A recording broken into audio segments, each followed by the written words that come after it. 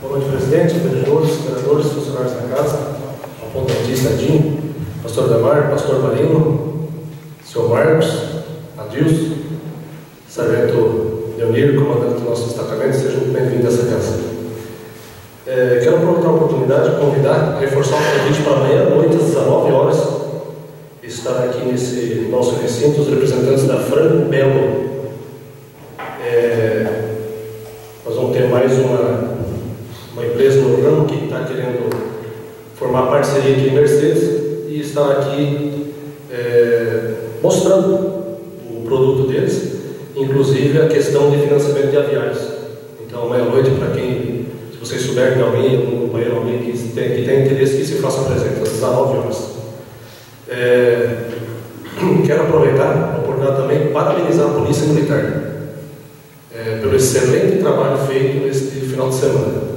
E, em principal, ao soldado Aldemair, que não só no momento de trabalho, mas sim no seu momento de folga. Os nossos policiais aqui, no momento que a família e tudo mais, entrando na igreja, ele observou que um cara com um amigo estava saindo e dentro da igreja notou que o proprietário estava lá. Então, com certeza absoluta, só foi um sucesso devido à destreza e à atenção que o policial militar, os nossos policiais militares do município, eles têm mesmo na hora de folga. Então, meus parabéns a ele.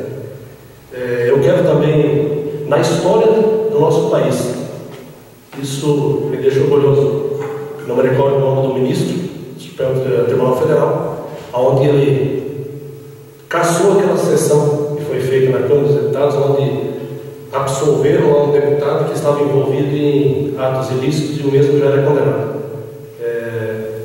Uma postura digna, merecedora da nossa semana, a semana da independência, democracia e civismo, né?